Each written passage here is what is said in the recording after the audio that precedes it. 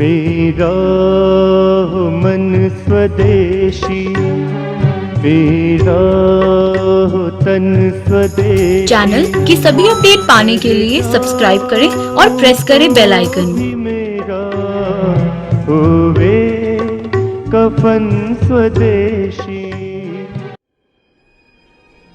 मैं भारत को भारतीयता की मान्यता के आधार पर फिर से खड़ा करना चाहता हूं, उस काम में लगा हूं। 7.5%, 8%, 9%, 10% कुछ तो मिलेगा। स्विट्जरलैंड में तो 0% है ब्याज, किसी को ब्याज नहीं देते।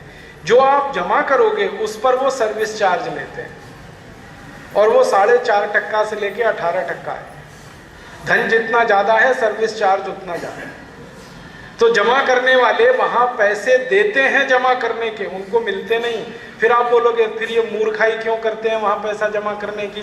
वो मूर्खाई सिर्फ एक और एक कारण से करते हैं कि वो जो धन जमा करते हैं उस धन के बारे में पूछते नहीं है कहां से आया।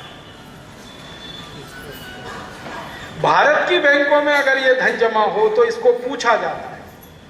आपने अचानक से बैंक में 10-20 लाख रुपए जमा कर दिए ना, इनकम टैक्स वाले का फोन आ जाएगा, कहां से आ गया भैया ये 10 लाख रुपए?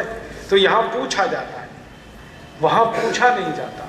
कितना भी जमा कर दो, 100 कोटी, 200 कोटी, 500 कोटी, वो कभी नहीं पूछेंगे कहां से लाए। किसी को मार के लाया, बेईमानी से लाया, ईमान कुछ नहीं, वो जमा करते जाओ।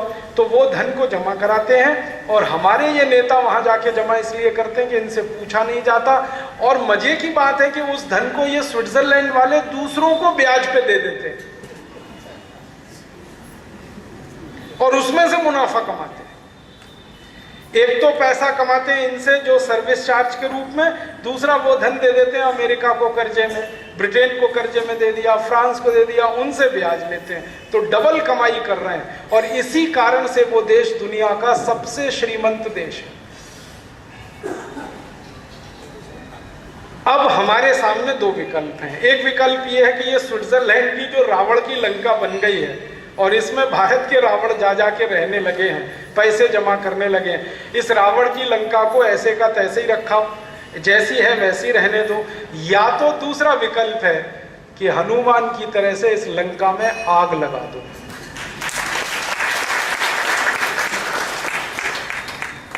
इस सोने की लंका को जला दो और जिन रावणों ने धन वहां जमा करके रखा हुआ है इन सब रावणों को भी उस आग में जला दो। दो ही विकल्प है। या तो खामोश होकर बैठे रहो जैसे रॉबर्ट क्लाइव के जमाने में, तो लुटते रहो, पिटते रहो, गुलाम होते रहो, बर्बाद होते रहो, अपने को कोसते रहो। और या थोड़ी हिम्मत, थोड़ा पराक्रम, थोड़ा साहस पैदा करो, श्री राम की तरह से, हनुमान की तरह से, श्री कृष्ण की तरह से। अगर उनकी उपासना कर रहे हो तो वही करो जो इन्होंने किया। लंका में आग लगाई थी हनुमान जी ने, तो आप भी इस लंका में आग लगा दी। हम लोगों ने ऐसा संकल्प करने का साहस किया है। एक अभियान चला है इस देश में जिसका नाम है भारत स्वाभिमान। उसके जो प्रमुख व्यक्ति हैं वो हैं परम पूजनीय स्वामी रामदेव जी। उन्होंने ये संकल्प लिया है कि इस रावण की लंका को जला देना है और इन रावणों को भी उसमें जला देना। और ध्यान रखिएगा, ये सन्यासी का संकल्प है, साधारण आदमी का नहीं है। भारत में ये देखा गया है कि जब सन्यासी संकल्प कर लेता है तो वो संकल्प होता है।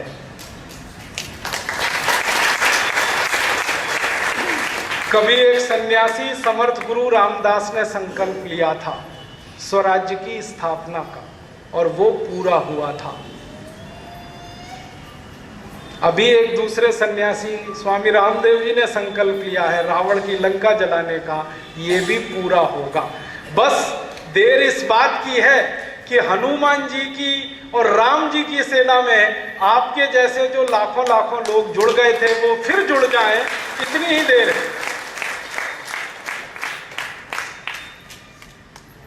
तो आप सब राम की सेना में भर्ती हो, हनुमान की सेना में भर्ती हो, उतनी देर की बात है। बाकी तो सब होने की तैयारी है, रास्ते सब पता है। इस लंका को जलाना है और इसमें जो धन रखा हुआ है लूट लूट कर भारत का, इसको वापस लाना है। और ये धन आ गया वापस तो वो लंका अपने आप ही जलेगी। आप बोलेंगे कैसे आ सकता है वापस? नेताओं के पास अकल है तो हमारे पास भी है। उनके 2 आंख हैं, हमारी भी 2 हैं। उनके 2 कान हैं, हमारे भी 2 हैं। उनकी 2 नाक है, हमारी भी 2 हैं। उनकी बुद्धि है, हमारी भी बुद्धि है। उल्टे रास्ते पे चलने वाली बुद्धि है तो सीधे रास्ते पे चलने वाली भी बुद्धि है। इन्होंने बड़े हिसाब से अपना सारा सरंजाम जुटाया है कि शायद कोई इनकी लंका को छू नहीं सकता, लेकिन उसके रास्ते हमें भी पता है कि कैसे इस लंका को जलाया जा सकता है। इसको जलाने के 4 रास्ते हैं, या इस लंका को ध्वस्त करने के 4 रास्ते हैं। पहला रास्ता यह है कि जिन नेताओं ने यह धन भारत से लूटकर स्विट्जरलैंड में जमा किया है, इस धन का पहले तो आंकड़ा निकाला तो पता चला वो 75 लाख कोटी रुपए है। सुप्रीम कोर्ट में जब केस हुआ तो सरकार की तरफ से एक माहिती आई जो बहुत हैरान करने वाली है। सरकार ने कहा कि स्विस बैंकों में जो जमा है वो 75 लाख कोटी है। स्विस बैंकों के अलावा दूसरी बैंकों में जो जमा है वो 35 लाख कोटी अलग है, माने 110 लाख कोटी है कुल मिला। तो सुप्रीम कोर्ट में जब सुप्रीम कोर्ट ने सरकार को कहा कि जिन देशों में ये धन जमा है इनकी सूची कोर्ट में पेश की जाए और इन देशों की सरकार के साथ भारत सरकार क्या नीतिगत बात कर रही है वो सुप्रीम कोर्ट को बताया जाए, तो सरकार के मंत्री इस समय परेशान है, प्रणब मुखर्जी। कोर्ट ने उनको सीधा कहा है कि आपकी जिम्मेदारी है कि आप बताइए। तो प्रणब मुखर्जी 60 देशों के साथ इस समय बातचीत करने में लगे हुए हैं और वो बातचीत यही हो रही है कि आपके यहाँ कितना कितना जमा है। 2 देशों का पता चला 110 लाख कोटी है, बाकी अभी 68 देश हैं, उनका पता चलना बाकी है। थोड़े दिन में पता चलेगा वो भी कितना है। तो ये धन पता चल गया, एक बात। अब इसको वापस लाने का रास्ता क्या है? भारत की सुप्रीम कोर्ट एक लाइन का जजमेंट पास करे और वो जजमेंट इतना ही हो कि जितना धन भारत से लूटकर विदेशी बैंकों में जमा हुआ है वो भारत की राष्ट्रीय संपत्ति है, बस। नेताओं ने यह धन निजी संपत्ति के रूप में जमा कर रखा है। हम चाहते हैं कि वो राष्ट्रीय संपत्ति घोषित हो जाए। सुप्रीम कोर्ट इतना सा फैसला दे दे, काम खत्म हो जाए। क्योंकि जैसे ही आप उसको राष्ट्रीय संपत्ति घोषित करेंगे तो किसी भी बैंक को वो पैसा रखने का अधिकार खत्म हो जाता है। अंतर्राष्ट्रीय कानून ये है कि राष्ट्रीय संपत्ति जिस देश की होती है उसी देश में जमा होती है, वो दूसरे देश में जमा नहीं हो सकती। भारत की राष्ट्रीय संपत्ति भारत की बैंकों में जमा हो सकती है, स्विट्जरलैंड की बैंकों में नहीं हो सकती। स्विट्जरलैंड की बैंकों में निजी संपत्ति किसी की जमा हो सकती है, राष्ट्रीय नहीं हो सकती। तो सुप्रीम कोर्ट से ये आदेश लेना है कि ये सारा धन राष्ट्रीय संपत्ति है। आप बोलेंगे क्या सुप्रीम कोर्ट ये कर सकता है? हाँ, कर सकता है। एक बार सुप्रीम कोर्ट ने किया है। जब हमारे देश में नरसिम्हा राव प्रधानमंत्री थे तो एक यूरिया घोटाला हुआ था। 133 कोटी रुपए देश के बाहर गया था, यूरिया नहीं आया था। तब सुप्रीम कोर्ट ने फैसला दिया था कि 133 कोटी रुपए जो देश के बाहर गया वो देश की संपत्ति है। इस फैसले के आधार पर सीबीआई स्विट्जरलैंड गई थी, खाते खोलकर देखा गया तो नरसिम्हा राव के बेटे के खाते में वो पैसा जमा था। सुप्रीम कोर्ट ने आदेश दिया, नरसिम्हा राव के बेटे को गिरफ्तार किया गया, भारत की जेल में लाके उसको बंद किया गया। अभी भी वो जेल में है। और जो अकाउंट था नरसिम्हा राव के बेटे का 133 कोटी का, उसको फ्रीज किया सुप्रीम कोर्ट ने और वो 133 कोटी रुपए स्विट्जरलैंड से निकल के सुप्रीम कोर्ट के पास आके जमा हो गया। तो हमने सुप्रीम कोर्ट को इतनी ही बात कही है कि अगर यूरिया घोटाले का पैसा राष्ट्रीय संपत्ति है तो चारा घोटाले का भी राष्ट्रीय संपत्ति है, बोफोर्स घोटाले का भी राष्ट्रीय संपत्ति है, सभी घोटालों का पैसा राष्ट्रीय संपत्ति। घोटाला घोटाला सब एक, उसमें भेदभाव क्या? और ये मधु कोड़ा वाला प्रकरण हमारे लिए बड़ा मददगार साबित होगा, क्योंकि इस प्रकरण में सुप्रीम कोर्ट तैयारी कर रहा है, चार्जशीट बनने जा रही है। और जैसे ये मधु कोड़ा का प्रकरण समाप्त हुआ हम तुरंत उसको अदालत के सामने ले जाएंगे कि अगर 5,600 कोटि रुपए मधु कोड़ा का राष्ट्रीय संपत्ति है तो फिर सबका ही पैसा राष्ट्रीय संपत्ति है, क्योंकि सब मधु कोड़ा ही जैसे हैं, क्या फर्क है उसमें। तो ये एक रास्ता है सुप्रीम कोर्ट के माध्यम से काम करने का। दूसरा एक रास्ता है कि अगर सुप्रीम कोर्ट ना करे तो कौन कर सकता है, तो संसद कर सकती है इस काम को। संसद में एक वाक्य का एक प्रस्ताव पारित किया जाए और वो वाक्य इतना ही है कि 15 अगस्त 1947 के बाद भारत में जितने भ्रष्टाचार के माध्यम से धन लूटा गया वो भारत की राष्ट्रीय संपत्ति है। संसद ये प्रस्ताव पारित करे, कोई खासदार इस प्रस्ताव को पेश करे और संसद इस पर बहस करे। जब बहस हो तो आप टीवी खोल के देखना कौन कौन खासदार विरोध कर रहा है इसका, पता चल जाएगा हरामी कौन है इस देश में। और मुझे कई बार ऐसा लगता है, मेरा इंट्यूशन ये कहता है कि बहुत सारे खासदार डर के मारे विरोध नहीं करेंगे क्योंकि नाम खुलेगा उनका, इसलिए वो पास हो सकता है प्रस्ताव। और प्रस्ताव पास हुआ तो कानून बन सकता है, और संसद से पास प्रस्ताव को राष्ट्रपति भी नहीं रोक सकता, उसको सही करनी ही पड़ेगी। या तो राष्ट्रपति पद छोड़ना पड़ेगा, नहीं तो उस पर स्वाक्षरी देनी पड़ेगी, और स्वाक्षरी होते ही वो कानून बनेगा। कानून बनते ही 110 लाख कोटि रुपए जो बाहर पड़ा है ये तो तुरंत वापस आ जाए।